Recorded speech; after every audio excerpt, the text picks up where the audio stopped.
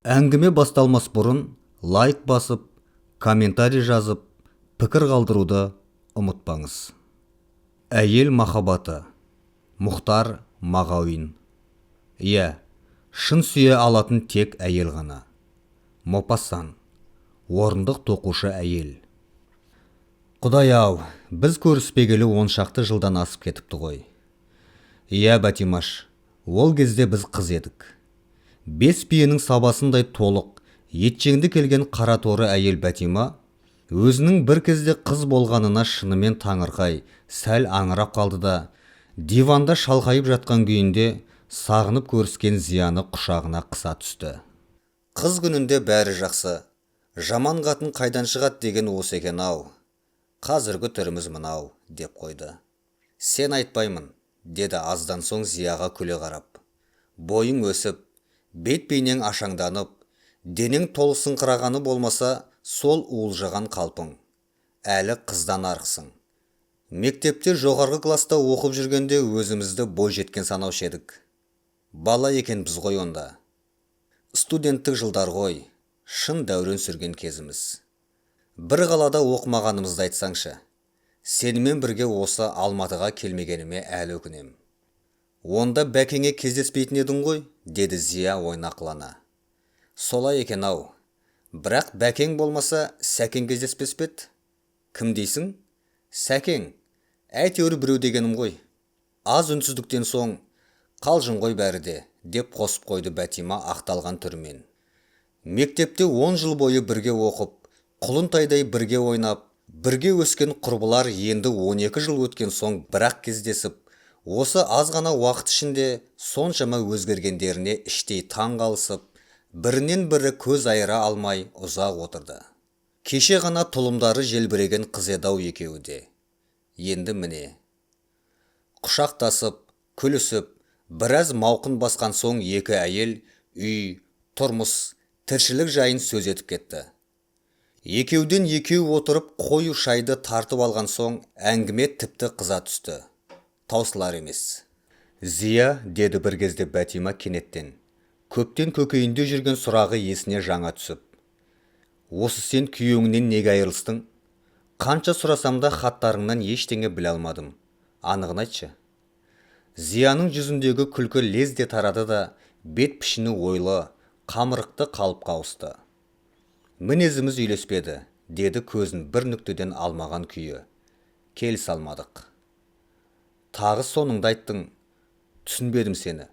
Естуімше ол соншама атақты адам болса да, жібектей есілген биязы, үлкенді аға, кішіні іні деп тұратын мейірбан жан көрінеді. Білетіндердің бәрі солай дейді. Ал сен тіпті бала кезіңнің өзінде аса ұстамды едің. Тұрмыстарың да жаман болған жоқ. Сонда неменеге келісе алмадыңдар? Келіспедік, деді Зия Бәтима айтқан сөздерді естімегендей қимылсыз күйде. Той қарсаңындағы хаттарың менде әлі сақтаулы. Не деп жазып едің сонда? Өмірлік серігім болатын адамға кездестім. Бақытымды таптым деп. Бәтима, деді Зия жалынғандай дауыспен. Мені тағы азаптағың келіп отырма? Сенен неше рет сұрадым. Осыны сөз қылмай қояйық деп. Сағынып кездескен құрбысынан мұндай ренішті сөз күтпеген Бәтима тосылып қалды.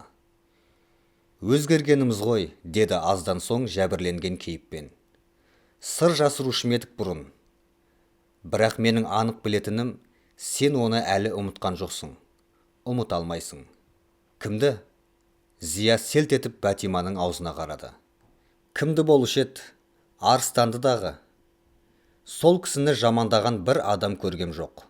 Өзі де Құдай бере салған жігіт қой. Жұлдызы жанып-ақ тұр. Бұл бастағаны ғана. Әлі жас. 30-дың ішіне жаңа енді. Доктор, профессор. Не керек, Зия? Бақытыңды басқа тептің. Бақытымды? Зия ауыр күрсініп алды. Бақытымды басқа тептім ғой шынында да. Құдай маңдайыңа жазған қосағың емес пе еді арыстан? Түу, Бәтимашай, тағы да арыстанды әкелдің бе? Зия денесін суық қарығандай, құшақтасқан қолын жазып, Бәтимадан алшақтаңқырап отырды. Сенің маңдайыңа жазылған арыстан еді дедің бе? Айтайын енді. Ал, тыңда, кім екен? Мен өмірімде ондай адамды көрген емеспін. Ол ешкімге де ұқсамайтын. Толқынды, қалың қара шашын шалқасынан қайырып қоятын. Желкесіне дейін жететін. Арты көтеріліп, күдірейіңкіреп тұратын. Онысы өзіне ерекше өң беретін. Ол сұлу емес еді, бірақ сымбаттатын. Аяғын салмақпен басып, жайымен, ойланып жүріп келе жатқанда жұрттың бәрінен еңселі көрінетін. Оның көзі. Сен сондай көзі көргенің бар ма? Тыныш жатқан, терең қара сулар болады ғой, соған ұқсас еді. Тіпті теңеу таба алмаймын. Күлмейтін, үнемі бір қалыпта. Тұңғиық, селт етпеген күйінде тұратын да қоятын. Мен кейде Короленконың соқыр музыкантының көзіне ұқсататынмын. Біздің қыздардың бірі оның көзі өлген адамның көзіндей деп еді. Рас, кейде жанарынан жылт еткен от көрініп қалатын. Онысы ерекше көңілденген кездерінде болушы еді. Әйткенмен бұрынғы қалпына тез түсетін. Оның көзі неге сондай болады екен деп жиі ойлаймын. Әлде бақытсыздығынан ба, әлде ой үстінде жүргендіктен бе? Институтымыздағы көркем өнерпаздар үйірмесін басқарушы төсек тартып жатып қалыпты да, уақытша соның орнына келіпті. Аты Төлеген екен, жібегін іздеп жүрген көрінеді, деп күлісті алғашқыда қыздар. Ол композитор еді. Жүрек толқытар сырлы әндері ауыздан ауызға көшіп, жаңа тарай бастаған кезі. Атағы шықпаған, бірақ әнін естіген, өзін білетін адамдар тегіс оның болашағынан үлкен үміт күтетін. Жүріс тұрысымен, сөйлеген сөзімен Төлеген қыздардың бәрінде баурап алды. Алғашқы күні ілме сөз, қақпа қалжыңдар жайына қалды. Орынсыз бірдеңе айтып қоймайық деп ойлана, имене сөйлейміз.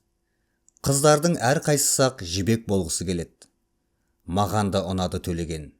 Бірақ менде әйелдің, әлі өмірді білмейтін, әлі ләззаттың дәмін татпаған парықсыз әйелдің тәкаппарлығы бар еді.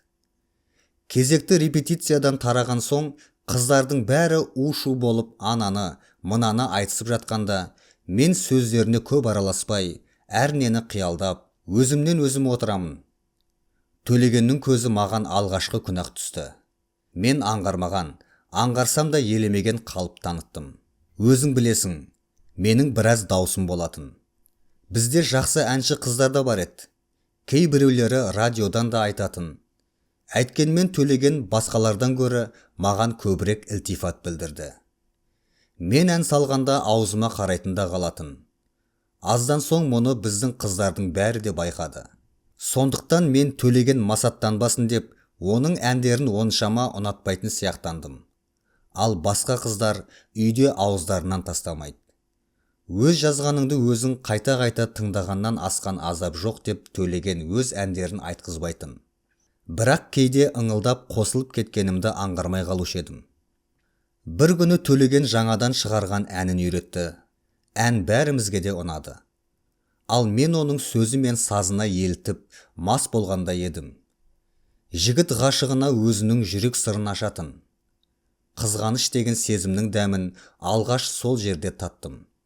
Сірә, Төлеген бұл әнді сүйген қызына арнаған болар деп ойладым. Төлеген, осы әнді сіз орындамайсыз ба? Дегенде қуанғаннан не істерге білмедім. Өзімнің сертімді ұмытып та кетіппін. Сол кезде мен шын бақытты екем, Бәтимаш. Бірақ адам бақыттың қонғанын білмейді, ұшқанын білет дейді ғой. Бақ қонғанын мен де білмеппін. Келесі репетицияда Төлегеннің әнін жеке өзім айттым. Сөзімен әуеніне беріліп кеттім білем, ән салып тұрғанда ештеңені көргем жоқ. Тек соңын қайырғанда ғана Төлегенге көзім түсті. Маған қадала қарап қалыпты. Бетіне адам көз тоқтата алмастай еді. Сол күні киноға шақырды. Қайтар жолда ұзағырақ жүріп қалыппыз. Күн де тамаша еді. Жапалақтап қар жауып тұрды. Жер де әппақ, көк те әппақ. Анда-санда үстіне қонған қар салмағын көтере алмай, күтір етіп сынған бұтақ дауыс естіледі. Екеуміздің қалайша тез ұнасып кеткенімізді білмеймін. Қол ұстасқан қалпымыз ақша қарды жалдап, Мүлгіп жатқан көшелерді бойлай көп жүрдік. Сөйлескеміз жоқ.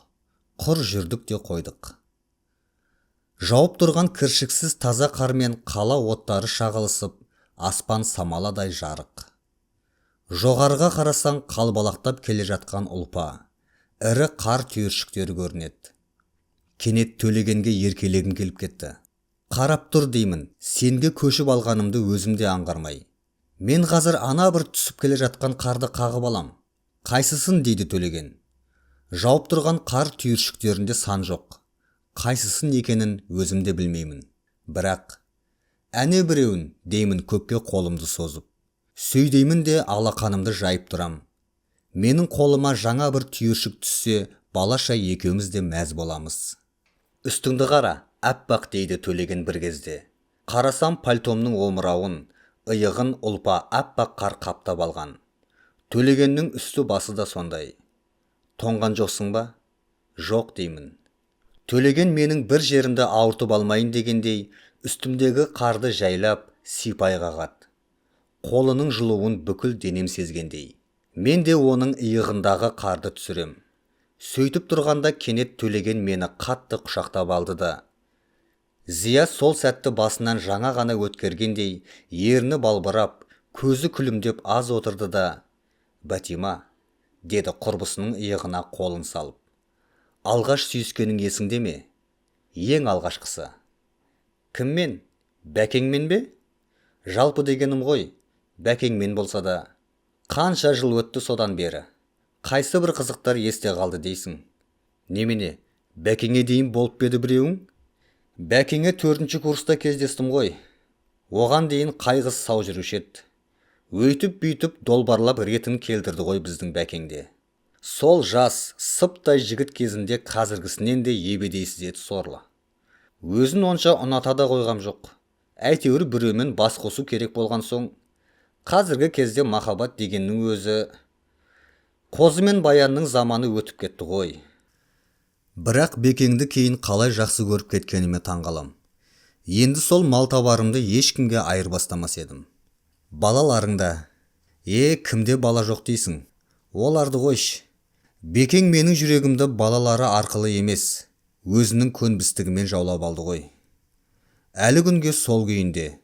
Тұр десем тұрады, жүр десем жүреді. Суретін көрдің ғой. Қазіргіден сидалау келгені болмаса, жігіт кезінде де нағыз маубастың өзі еді. Ал сенің Төлегенің просто маладес екен. Қызды алғаш киноға шақырған күні сүйіп алу деген, бұл біздің соңғы сүйісуіміз еді, деді Зия әңгімесін қайта жалғап. Алғашқы және ең соңғысы.